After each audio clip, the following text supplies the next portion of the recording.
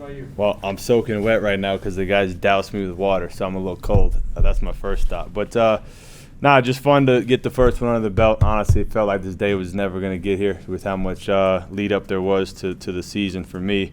So just fun. You know, nerves were definitely churning, I think, for me and for the guys. But, I was happy with the way that we played. Obviously got off to a bit of a slow start, but maybe that was to be expected. But all in all, happy with what we saw out there.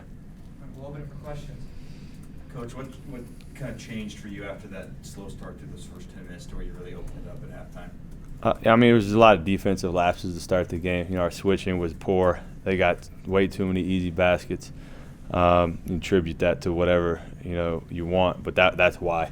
And then, I thought we settled in on the kind of the third round of subs. I actually thought Mihailo came in and kind of steadied the ship a little bit. You know, he's experienced and he's a calming presence out there. And then we just kind of started to execute more of the defensive scheme. Last week you said you weren't sure if your defense was bad or Diego was that good. Do you want to talk about that? Yeah, I mean he's unique. I think tonight we saw him being more aggressive. As a scorer.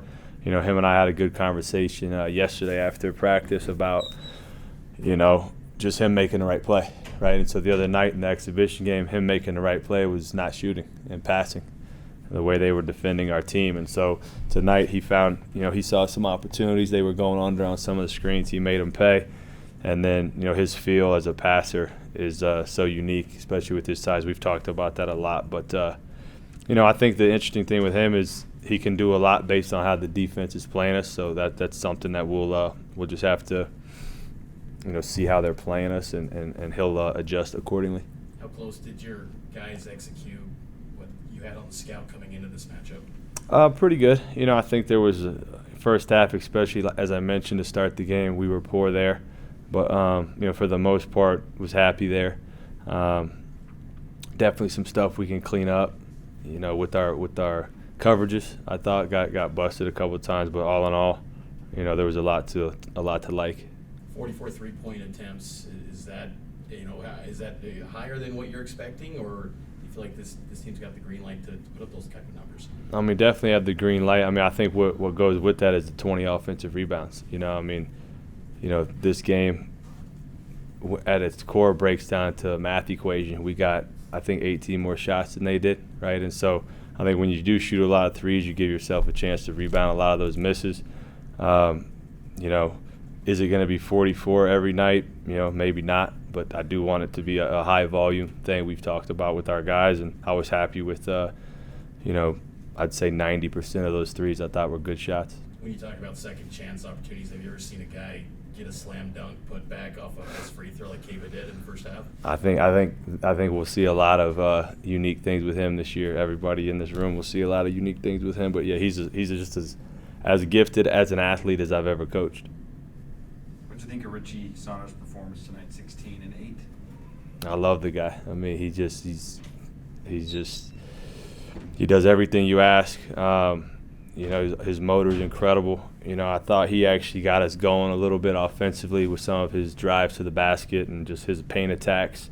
He's been really, really good for us in training camp early on, and I was happy to see, his efficiency out there. He could have scored even more. I kind of sat him for a good chunk there to end the game because the other group was rolling, but he's a stud.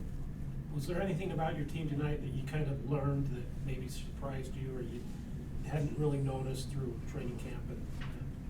I think you learn a lot when you go back and watch the film, but just off the naked eye, I thought, I mentioned it before, I thought Mihailo was a real steadying force for us. He can play multiple positions. He just really knows how to play. I think he gives us a little bit of toughness as well on the defensive end. So I think that was something that, we kind of thought we knew a little bit about, but there's been some stuff going on in the background with him that got cleaned up that maybe now we can look at him through a different lens. When did Mihailo officially get cleared, and when did you start to factor him in the game plan? Yeah. I don't want to misspeak, but it wasn't that long ago. It was if I knew, I would tell you.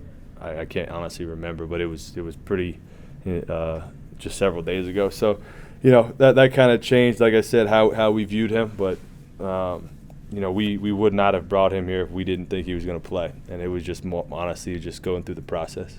What makes Kenny Kevson such a lead defender? I know there's a lot on the offensive game, but defensively he seems like a lockdown defender as well. I mean, he can be. That's something I've shared with him, especially as it relates to his future. He's a gifted scorer. If he can guard, his sky's the limit with him. One thing their coach said to me when we were walking off the court just was very complimentary of just our length. I don't think we're certainly not the biggest at the 5 spot, but everywhere else I think we've got tremendous length. It's something that we've talked about. I've really been beating that drum a lot with our team, and he's just disruptive.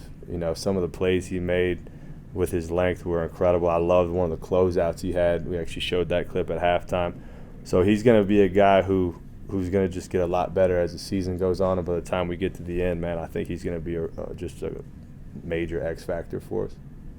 What was the thought late in the game? It's out of reach, but still had guys like Yegor in the game. Was it to try kind of different lineups, or what was going to be the thought there? Yeah, more lineup based.